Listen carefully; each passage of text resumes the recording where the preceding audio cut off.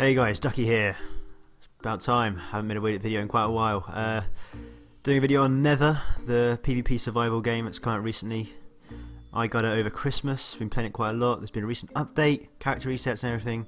Don't have much, but we'll roll with it. Now this video is going to be a tip on how to make money. Because if you're like me, you lost a lot of money and a lot of items over that restart. And you want to get it back as quick as possible. Also, if you're new to the game, then you just want to know how to make money in general. So I wanted to do a quick video just showing you not necessarily the quickest ways, but the easiest ways to make quite a bit of money. Now, of course, there's always the chance that money will drop whenever you kill a Nether, which happen to be the enemies in this game if you do not know, and also other players. But that is also not guaranteed, but it's more likely with players. I think pretty much every player does drop it, but the Nether's it's never guaranteed. You can only get it occasionally. Also, you can find money just occasionally as loot around the map, but I think the most you can get in one bundle is $30. Now that is not a lot, especially for a large wad of cash, which is basically what they call it. I would disagree. Now, the first method I want to show you, which is probably the most effective method of getting money, would be to deliver the courier packages. Now these spawn in every safe zone. Right now there are 4 safe zones on the map. You have Lakeside, Riverside, Museum and Westview. And you know, they're all various distances apart from each other. And the further apart they are, the bigger the reward. So you get more money for delivering further away packages. So for example, Riverside to Museum or Museum to Westview, a trip from Lakeside to Museum will only get you, I think, $100, which I mean obviously it's, you know, it's quite a bit of money, but it is not as much as you can get. A tip I would give for when doing these courier packages is, I mean, either if you're in a group, moving along on the floor is fine. Subways are a bit of a no-go unless you feel confident with, you know, you've got enough gear to keep yourself safe and everything like that. But what I find easiest is to use the wingsuit or hand glider or whatever you want to call it. And I mean, I have a specific route. Other people may have different routes, but basically, I have a really quick route of getting to A to B. I'm not going to share that with anyone because I don't want to bump into people on my route if people end up watching this video. But it is, if I'm flying in the air, I don't get hassled by Nethers. The only thing that would stop me is, say, a sniper shooting up at me. And it's just a quicker way of getting to A to B. So I could get to Lakeside to Museum in, I think, one jump. Well, one glide. Now that isn't, you know, much at all. To be fair, it's a pretty big jump. You'll see that here. Just one jump to get $100. It's, yeah, it seems like a good bargain, I'd say, yeah. But I have a specific route, and I'll show you that now on the map.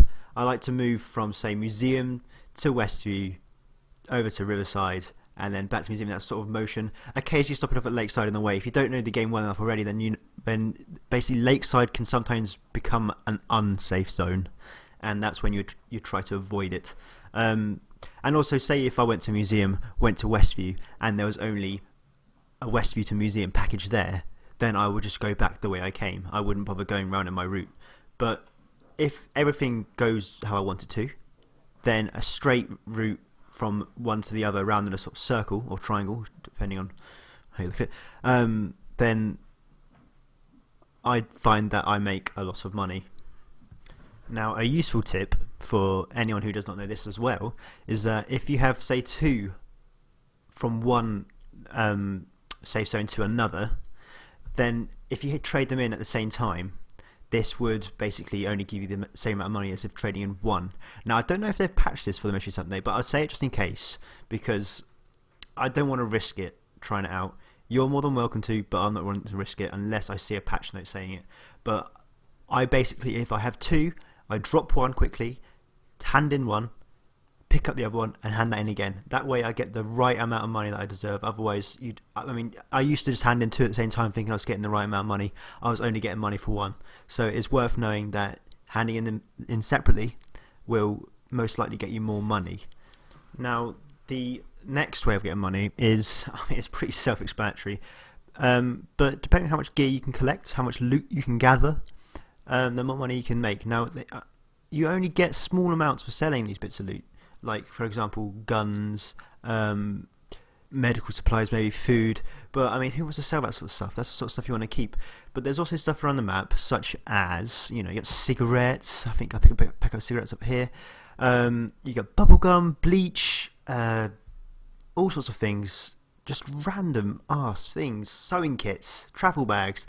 I mean, they all sell for probably about $10–20. But you know, if you rack up, say, 5 packets of cigarettes, that's $100. That's the same amount as delivering a courier package to museum from Lakeside. Obviously, this is a much more painstaking and longer way of making money, but it's still a way of making money. Maybe not so difficult if you know a loot spot next to a safe zone. You can quickly go out, gather a few supplies, and take it back, sell it all, maybe gather some courier packages and go off on your daily runs or whatever. Alright, well that is it for this video, guys. I hope this helps anyone trying to make money in Nether. I know I could have done these tips when I first started playing, but it's all good now, you guys know. If anyone else has any other questions, feel free to ask in the comments section. I will be doing a video on how to rank up quicker and get XP soon, so stay tuned for that. But for now, I've been Ducky of Death, and I will see you guys soon. Goodbye.